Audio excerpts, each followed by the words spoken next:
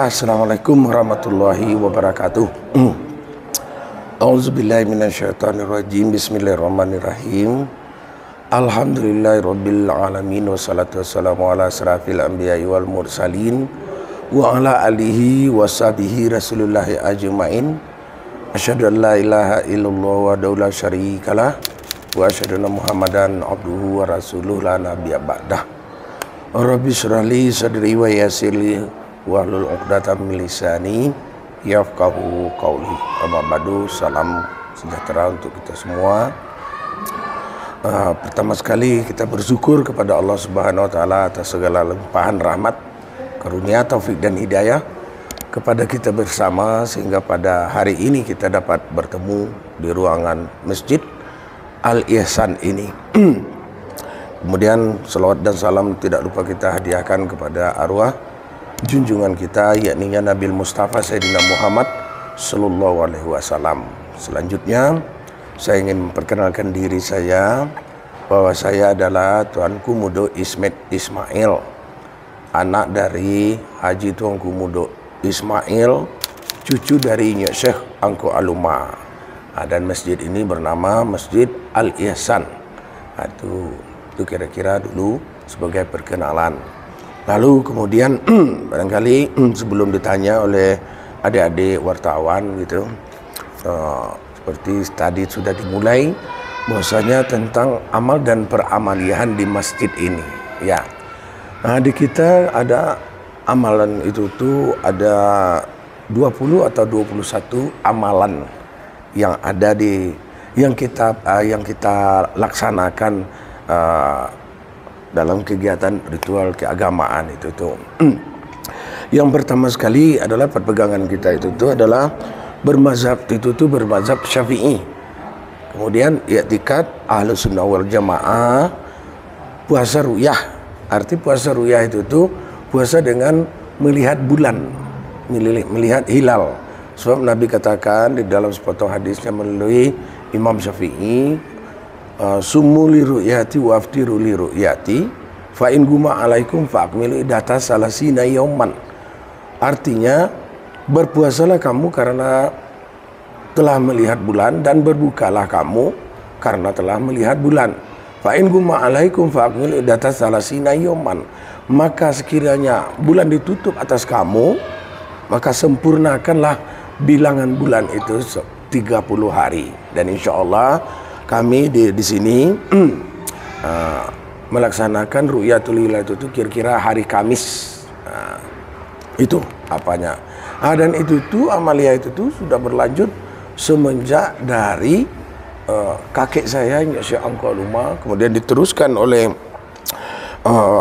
Haji Tuanku Mudo Ismail bapak saya, dan sekarang pun kita coba meneruskan apa yang menjadi amanat daripada beliau-beliau itu tuh.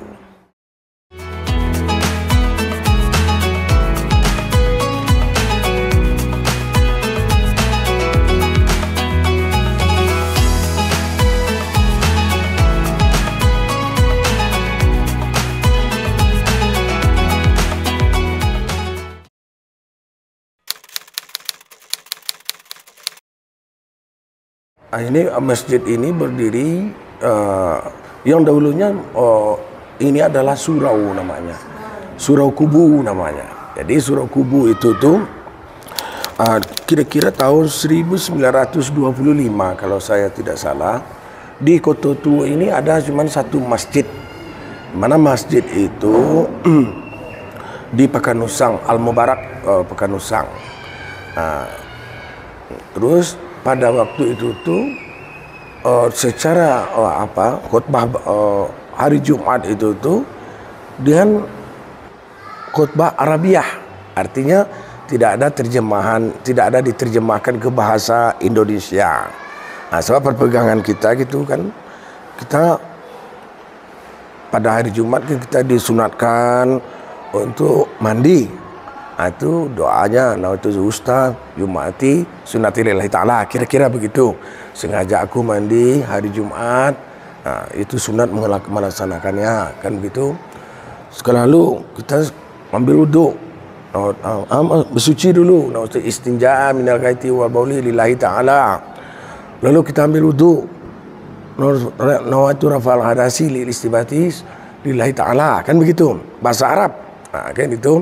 Kemudian kita setelah ambil duduk, kita baca syahadat, asyhadu an la ilaha illallah wa asyhadu wa la syarikalah wa asyhadu anna muhammadan abduhu wa rasuluh, kan gitu.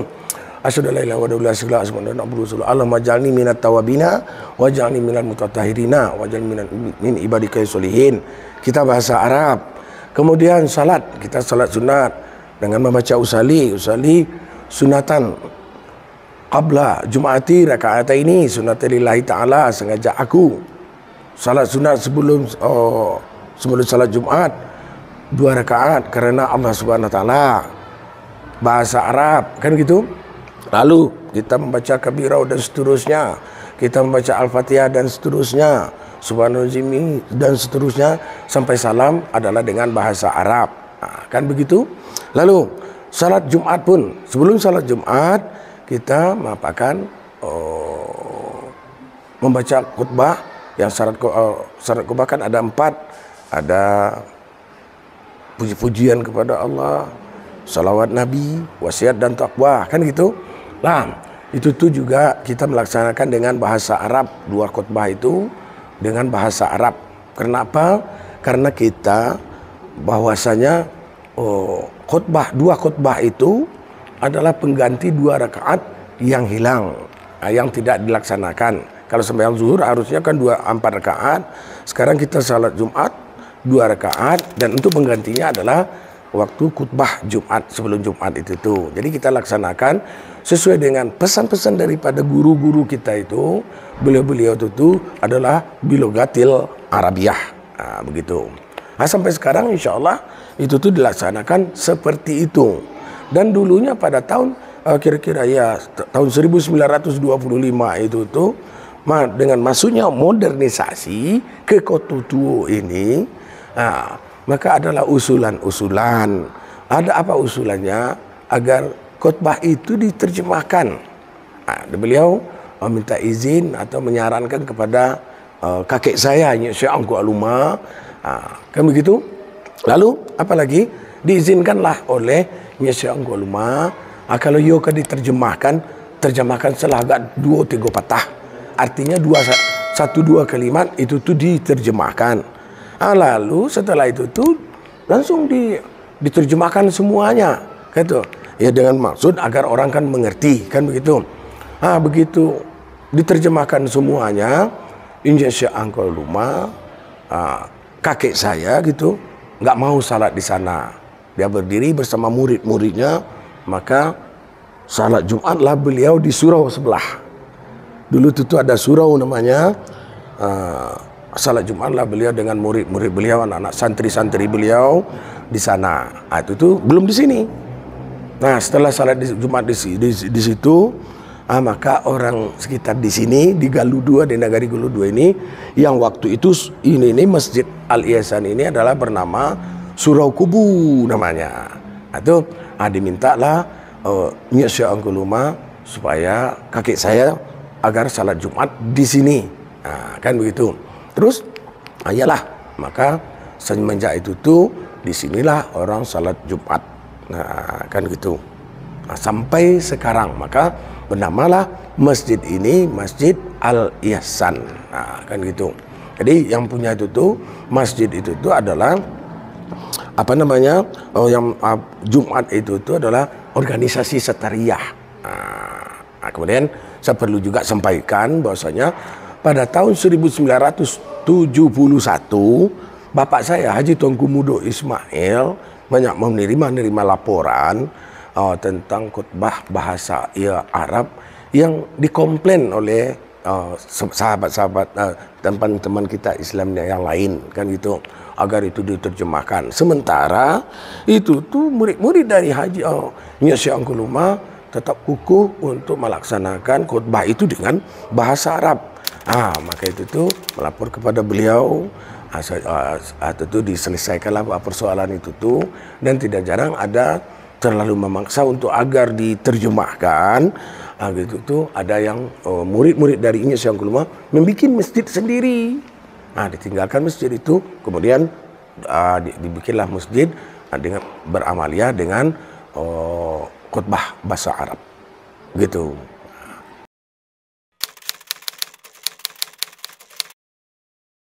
Nah, kira-kira tahun itulah, 1925 itu kira-kira gitu apanya.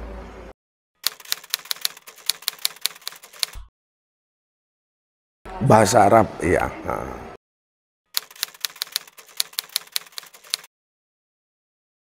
Kalau untuk Jumat itu tuh dari luar banyak. Ada dari Bukit Tinggi, ada dari Padang Luar, ada dari ya yang apalah yang sepaham gitu apanya. Ya.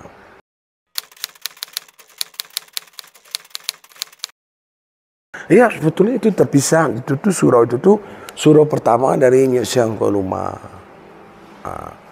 Lalu beliau beli tanah di depan, ada surau lagi, namun surau tinggi. Ini surau belakang, yang di sana surau depan, yang ini surau kubu. Jadi dimintalah oleh masyarakat agar melaksanakan Jumat di sini.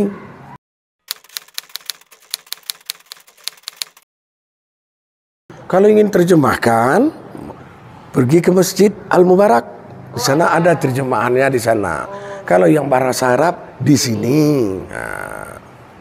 Jadi tidak ada komplain, tidak ada tuntutan dan lain-lain gitu.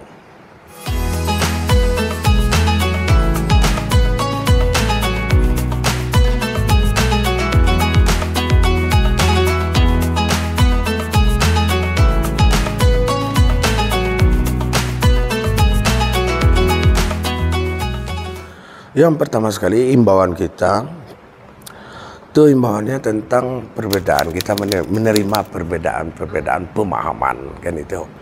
Perbedaan pemahaman dalam akidah, dalam peramalian, itu yang pertama. Juga perbedaan tentang beragama sendiri. Kita kan di Indonesia ini kan ada Islam, ada Kristen, ada Buddha, Hindu dan lain-lain, kan itu. Kita menerima perbedaan itu, gitu.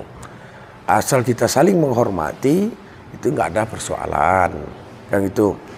Tuh, kemudian untuk Ramadan itu tuh kan bulan itu tuh bulan ampunan. Kita semua ini kan punya dosa, apakah itu dosa besar, dosa kecil, dosa lahir, dosa batin, dosa mulut dan dosa perbuatan kita.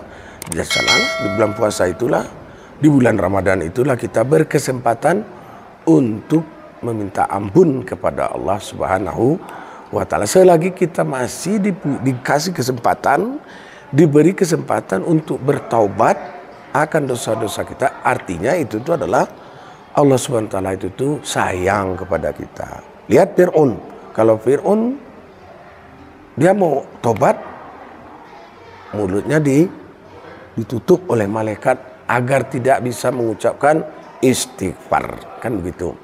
Nah, kalau kita punya kesempatan untuk tobat, kenapa tidak kita lakukan?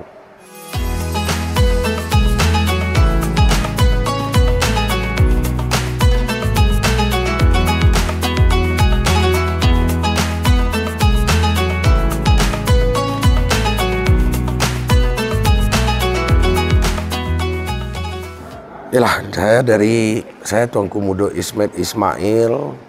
Saya kebetulan Ketua Jemaah Satariah Sumatera Barat, mengimbau kepada kita masyarakat agam khususnya dan Sumatera Barat dan Indonesia pada umumnya, marilah kita sama-sama melaksanakan ibadah puasa dengan ikhlas, seikhlas-ikhlasnya.